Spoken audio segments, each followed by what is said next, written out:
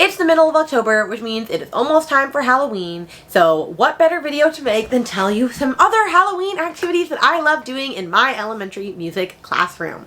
So if you're interested in that, stay tuned. Hello, whimsical musical teachers. It's Rainey Barton back again, and we are here to share all types of music tips and tricks for elementary music teachers to help you be the best music teachers that you can be and instill a love and appreciation of music into the heart of all your children. If you like what you see, then please make sure to subscribe if you can help my channel grow, and I'm getting really close to 1,000 subscribers and I'm very, very excited for that.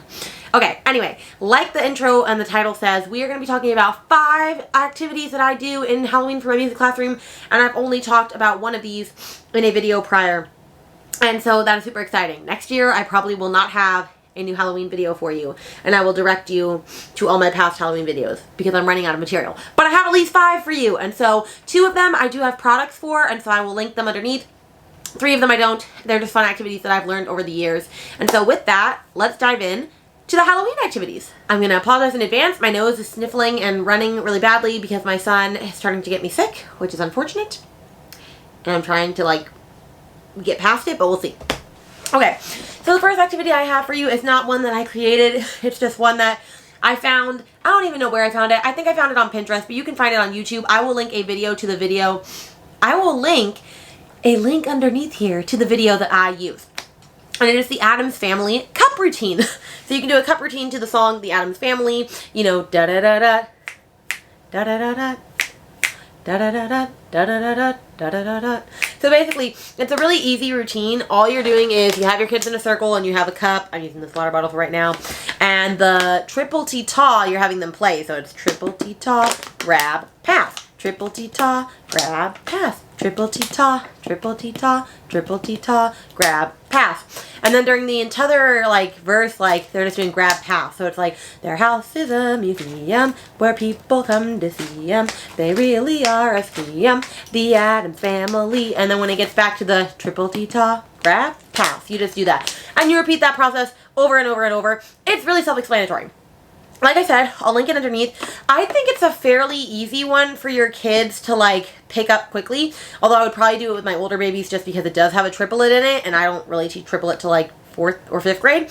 And passing games in general, if you haven't done a passing game yet, it might be hard to start out with one that does more than just grab and pass, because those are it's actually more deceptively tricky than I realized, because every time I go to teach a passing activity, I'm like, oh, not every kid. It's not intuitive for every kid to understand how those work. But that's a super fun one. I like using it with my kids. They have a great time with it. So definitely check it out. Like I said, I'll link the video that I use underneath here. The next one that I have is, have you seen The Ghost of Tom? It's a really creepy canon that you can use with your students. So I use this in 4th and 5th grade, but you can also do it as a folk dance. So with motions and everything, because I find that in canons, if they have motions and something to attach to the words, it makes things easier. I did not create these motions. It's from Music Play, but it's on YouTube. So I'll also link a video to that if you want to see it in action. But I learned it when I had a Music Play subscription. If you don't know the song, it goes like this. Have you seen the ghost of Tom? Long white bones with the rest all gone. Ooh, wouldn't it be chilly with no skin on? And so it's a really creepy song. But anyway, the kids do Have You Seen the Ghost of John? And they're standing with a partner. So here's partner 1, here's partner 2, and they're doing this to each other. And then they grab each other's hands and they pull them back, going long white bones with the rest all gone. So they're just sliding down each other's arms like the flesh all gone. And then they're holding hands for ooh, ooh, ooh, ooh. And they do a big circle. And then wouldn't it be chilly with no skin on? And then you could number the groups, and so maybe this partner group is part 1, and then this partner group is part 2, and then 1, and then 2, and then 1, and then 2, and then you break it into a canon, and part 1s keep going, and then part 2s wait a second, and they come in after. Have you seen the ghost of Tom? Have you seen the... So you see it, so it goes like that. And you could break it into 2 parts, 3 parts, 4 parts if you want to get a little crazy. But this one is always a super fun one with my kiddos. They've really enjoyed it over the years. So if you like cannons and rounds and you want an ooky spooky one in your classroom and you want to do some dancing with it, then I definitely recommend this. Like I also said for this, I'll link the video down that I use to review how the dance goes. But this one can also be a fun hit in your classroom. And another activity that is really fun that you can find easily on YouTube to use boom whackers is Musication. If you've never heard of Musication by now, basically it's a YouTube channel that creates fun activities that you can use with unpitched percussion instruments, primarily with boom whackers. Some are movement activities. They're just all different types of videos, and they have it for all different types of songs, typically classical ones, but he also does like other interesting ones. And so there are 3 Halloween ones on there right now. There's one for Smashing Pumpkins. The song's called Smashing Pumpkins. It's not the band, Smashing Pumpkins. And then there's a skeleton dance, and then there's a skeleton dance Disney version. And they are so much fun. My kids absolutely love them. Some are more advanced than others, so definitely check that out. Like, I think the Smashing Pumpkins one requires all of the boom whackers, but my kids have a blast with it. I typically just assign them to a color, and then they know to play when it's their turn, and then it plays a song, and it's super duper fun. But if you're looking for something quick and easy to do in your classroom for Halloween that also engages them and allows them to play instruments, then this might be the way to go for you. Like I said, it's always a hit in my classroom, and I try to use boom whackers, and this is like a good way to utilize boom whackers in my classroom, because otherwise they're just kind of there and I don't use them. But when I have Musication and I have specific purposes for them, then I'm able to add them a lot easier. So definitely check Musication out if you haven't already. I'll links underneath here. This is just going to be a very linky video to all of the ones that I use in my classroom. Okay, the next one is one that I use in my classroom every year, and I do have a product, a music lesson pack for it, so I will definitely link it underneath here. It's perfect for introducing 16th notes, so I typically use it in 2nd grade, and that is Pumpkin, Pumpkin. And if you don't know the song, it goes like this. Pumpkin, pumpkin, round and fat, turn into a jack-o'-lantern just like that. And so it's a super cute one. There's another variation called like Pumpkin, I can't remember, I think Pumpkin Patch, which is like pumpkin patch, looking for a pumpkin in a pumpkin patch. Here is one, nice and fat, turn into a jack-o'-lantern just like that. And I typically use that one with my older kids, and I do have a different song lesson pack for that one, so I'll link that one underneath too if you want that one. But this one is the shorter, more condensed version. And like I said, it's really good for using 16th notes, and it's also a cute little partner folk dance, kind of like if you've ever played Bow Wow Wow. The bow wow wow, whose dog art thou? Little Tommy Tucker's dog, bow wow wow. If you've ever played that folk dance in a circle with your kids, it's basically the same exact thing. And so the students will have a partner, and they'll be standing sideways with their partner, so that there's another partner group behind them, and like they don't see that partner group because they're facing each other, and they're all in a circle. And on the words pumpkin, pumpkin, round and fat, they'll go pump, so pat and clap, pumpkin, pumpkin, pump. Oh gosh, sorry. They'll go pumpkin, pumpkin, round and fat, and they'll clap their partner's hand.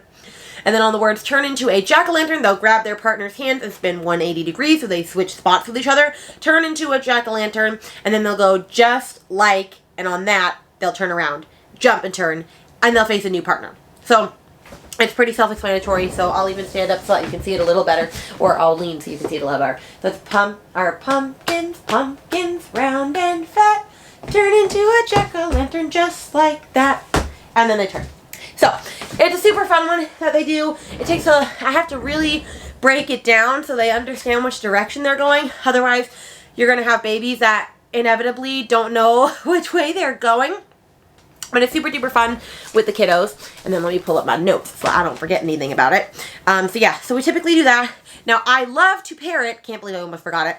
I pair this song with the book Big Pumpkin, which I don't remember who it is by. Oh, Erica Silverman. It's an older book, but basically it's about this, I can't remember, I think a kid or someone, I think a witch, that wants to have a pumpkin for Halloween, and the pumpkin is really big, and she can't move it by herself. So then she has to ask her friend the mummy to help, and he can't move it. And then she asks her friend the vampire to help, and he can't move it. And then she asks her friend the ghost to help, and then he can't move it. And so eventually I believe they end up moving it. But because it's a big pumpkin, it works perfectly well for the song because it's like about pumpkin, pumpkin, round and fat, and they want to turn it into a jack-o'-lantern. So basically every time a new character is introduced, I just add the song. And it's a super fun way to do that.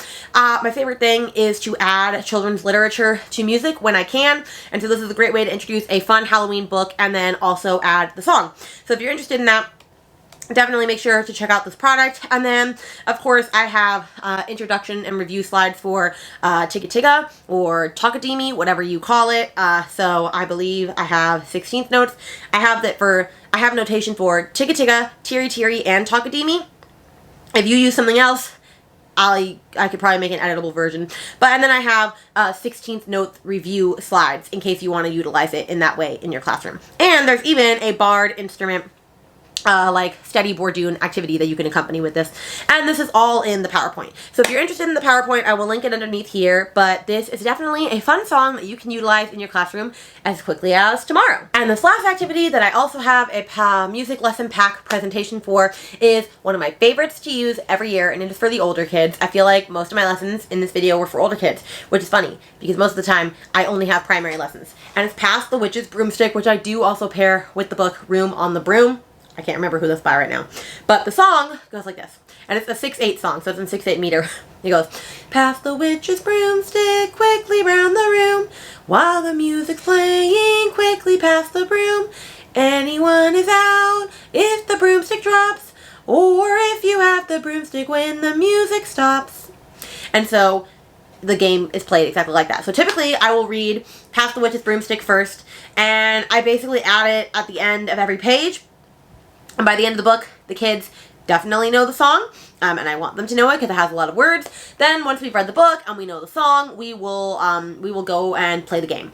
And so I bought these witch broomsticks from Dollar Tree like 2 years ago. They're like this long, and they came in like orange and purple, and it's like perfect for this, but you can just use a regular broom, you can use whatever you want. And the kids are passing it around the circle. Basically, if they drop the broom, if they mess up the beat, or if they have it on the word out, they're out. And so eventually the circle gets smaller and smaller, and they're not allowed to move though. Like, they're not allowed to make the circle get smaller. So when people get out, they have to sit right where they are. So maybe you are in and the next 3 people next to you are out. You would have to like eventually toss the broomstick. Once it gets to where there's a lot of distance between all the kids, I switch, and it makes it harder actually. You just have to have them toss the broomstick, and then eventually that will in turn get people to go out. You could use something smaller at the end if you want, but I don't because I think it's more fun that way. And then whoever's the last person standing is the winner. My kids ask for this every single year. Every single year.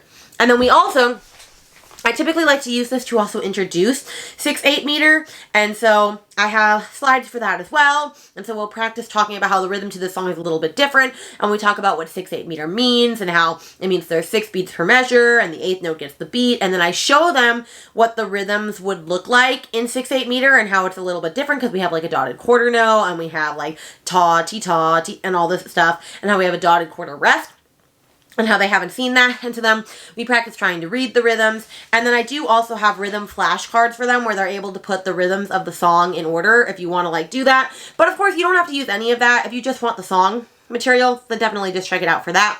But this is a really fun one that you can do in the classroom with your students. And the song itself is so much fun.